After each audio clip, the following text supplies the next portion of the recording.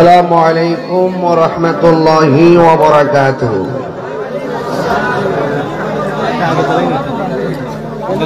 মানুষ অনেক বেশি, জায়গা হচ্ছে না, খুব চাপাচাপি। এরপর আপনারা যেভাবে উলামায়ে কেরামদের আলোচনা শ্রবণ করছেন, আপনাদের সকলকে আমার পক্ষ থেকে মোবারকবাদ জানাচ্ছি।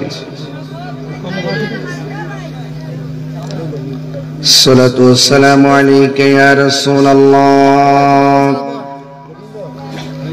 আসসালাতু ওয়াসসালামু আলাইকা ইয়া হাবিবাল্লাহ,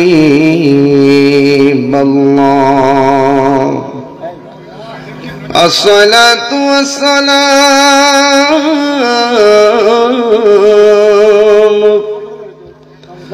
عليك يا شفيع المذنبين، الصلاة والسلام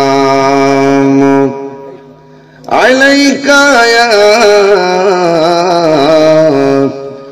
رحمة للعالمين. الحمد لله رب العالمين، خالق السماوات والأرضين. الصلاة والسلام على أشرف الأنبياء والمرسلين، وعلى آله وأصحابه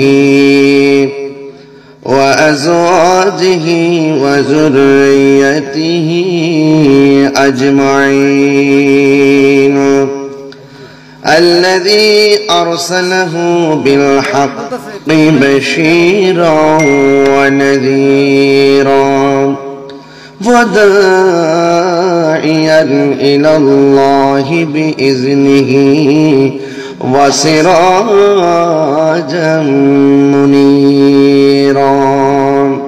شكري محبت আমার সাথে পড়ুন আউযু বিল্লাহি মিনাশ শাইতানির রাজীম। বিসমিল্লাহির রহমানির রহিম। মিনহা خلقناكم وفيها نعيدكم ومنها نخرجكم تارة أخرى. صدق الله العلي العظيم وصدق رسوله النبي الحبيب الكريم. قال النبي صلى الله تعالى عليه وسلم: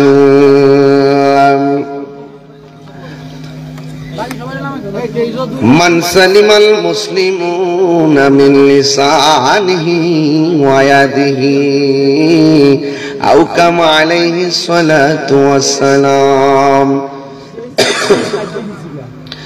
من أحب سنتي فقد أحبني، ومن أحبني كان معي في الجنة. إن الله وملائكته يصلون على النبي يا أيها الذين آمنوا صلوا عليه وسلموا تسليما. اللهم سيدنا مولانا محمد وعلى آله سيدنا مولانا محمد. اللهم صل على سيدنا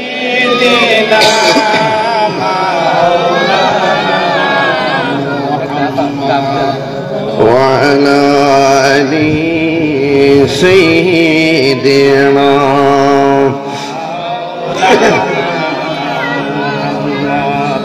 মুআজ্জাজ ওয়া মুকাররম রাত্র প্রায় 10টা সোয়া 10টা বাজে। এই সোয়া 10টার সময় মাহফিলের একটা উপযুক্ত সময়, অত্যন্ত গুরুত্বপূর্ণ সময়। এই টাইমটা ওয়াজের মূল সময়। আমি আপনাদের সামনে মাহফিল কমিটিদের বেঁধে দেওয়া বিষয় অনুযায়ী সূরা তোহার 55 নম্বর আয়াত আপনারা দেখেছেন, আমি কোরআন শরীফ থেকে বের করে তেলাওয়াত করেছি। এই আয়াতের নিরিখেই বেঁধে দেওয়া বিষয় অনুযায়ী কিছু কথা বলে আমি বিদায় হয়ে যাব ইনশাআল্লাহ। এই মাহফিলটা কিন্তু আমি হঠাৎ করে নিয়েছি, খুব রিকোয়েস্টের ভিত্তিতে। বিশেষ করে মাহফিলের আজকের মাহফিলের সম্মানিত সভাপতি জনাব নূর তালুকদার সাহেব, সহসভাপতি আব্দুল শহীদ উর্ফে সুরুক আলী, আলহাজ আবুল কালাম সুন্দর আলী সালাম তালুকদার সাহেব,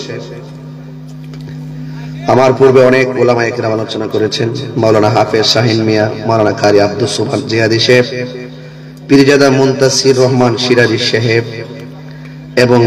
এবং সহজুদ্দাল্লামা আমজাদ হোসেন জালালী সাহেব, মাহফিল পরিচালনা মাওলানা কারি আব্দুল সুবহান জিহাদি সাহেব সহ আমার ডান পাশে বাম পাশে অনেক গণ্যমান্য ব্যক্তিবর্গ। বিশেষ করে আমি চোনারাঘাট এসে আপনাদের আরেকটা পাগলা আছে কাউসার ফ্যাশন নেই, গেছিলাম তার দোকানে, দোয়া করে দিয়ে আসছি। আর বিশেষ করে ভালোবাসে যাকে বেশি ভালোবাসে তার কাছে দাবিও অনেক বেশি থাকে, ঠিক না?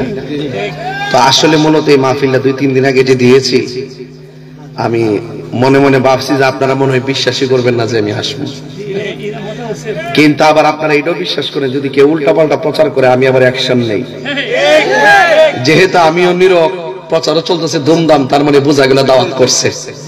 কথা কোন ঠিক কিনা বলেন? তো যাই হোক, আমি আসলে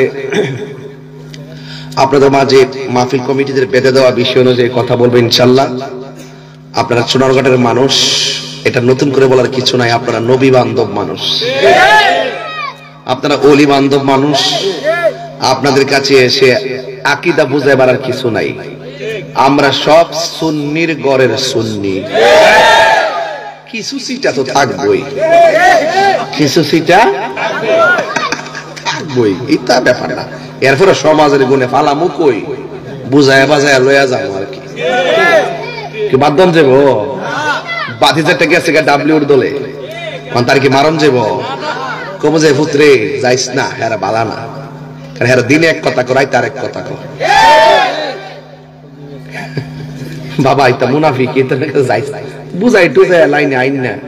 এমন আছে মরণে গাঢ় যায় কইতে পারে যে চাচা যেটা করছিলাম ভুল করছে, আল্লাহ মাফ করবো বলি। কেউ হেদায়েতের মালিক কেডা? আর একটু জোরে কন। আচ্ছা, এখন আমি আসার সময় এই যে বেড়া আরেকটা ভান্ডারি কই, বিল্লা মান্ডি কই, কইছে যে বাজা এই মাহফিলটা তো আগামী বছর করতেইব। আমার যেটা কইছে আর কি, আমি তো সোজা মানুষ, যে যেটা আমি এটাই কই। বাজান আপনি ওয়াজ উঠতোই হে কামটা করে নেবেন, যেখানে আমি গীতা এটা কালেকশনটা করে নেবেন। তো বাজান আসলে ঠিক কথা কইছে, কারণ ওয়াজের যে বিষয়টা দিচ্ছেন এটা হৃদয় বিদারক বিষয়। এই লাইনে ঢুকতে গেলে হঠাৎ করে আবার কালেকশনে ধরলে ওয়াজটা তাসরি নষ্ট হয়ে যাবো। এই জন্য আমি 5 থেকে 5.5 মিনিট কালেকশনটা কইরা লাই। আপনারা কি তা কন? দিলে দিবেন, না দিলে নাই। এখন তো মাহফিল ভাঙ্গার সমস্যা নাই, ওয়াজের পরে দলে উঠতে দিলেন দিলে এখন মোটামুটি থাকবে না, আমি বুঝতেছি। আমিও আস্তে আস্তে চালাক হইতাছি।